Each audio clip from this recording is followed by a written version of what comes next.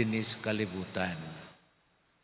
Kung adunay magkabingkil-bingkil, kung dunay away, kung dunay tensyon, kung dunay conflict, usa sa mga pamaagi sa pagsulbad ni ini ang dunay gitawag nga win-win solusyon.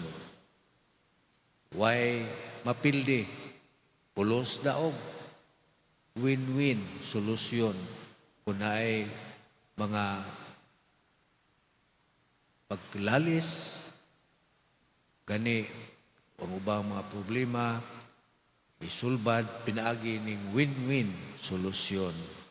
Apan ang atong pagtuo sa Ginoo dili mahimo nga 50-50 o win-win solusyon. Ang atong pagtuo sa Ginoo duruharay kapilian. Ginoo o dili. Napamudiha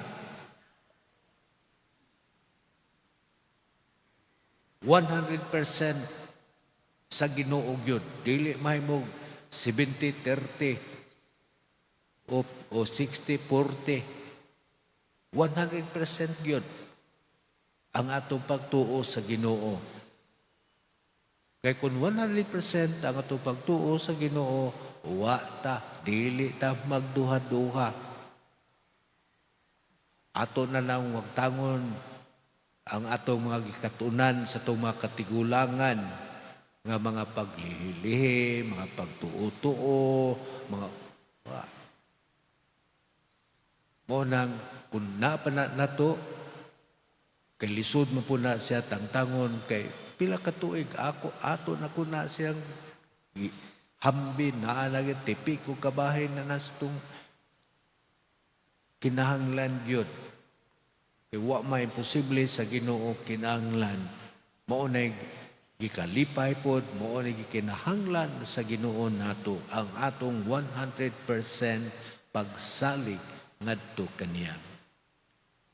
Balik lantaw ta ato ang i-recall ang katong byuda nga dito sa templo nga mihatag sa iyahang gikabuhian nga duha ka dako.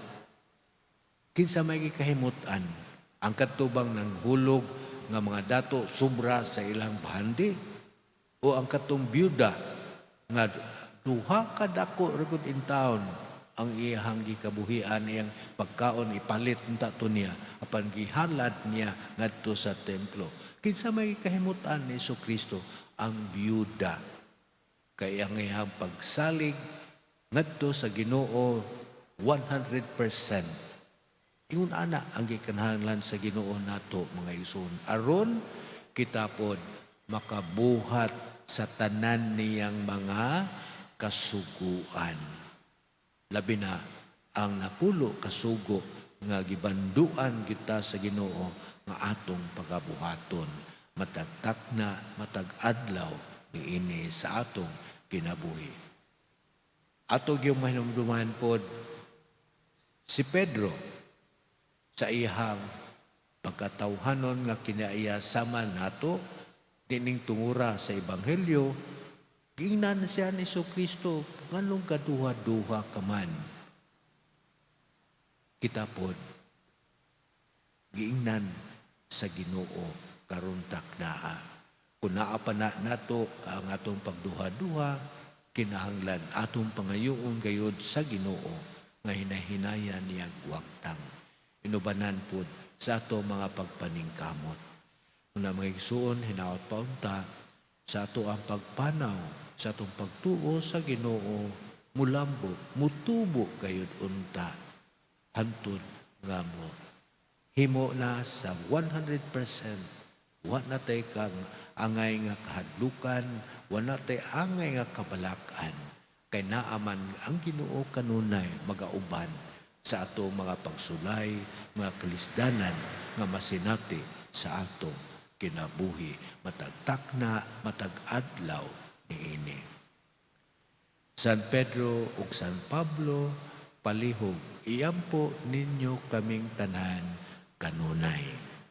Amen. Palihog manindog.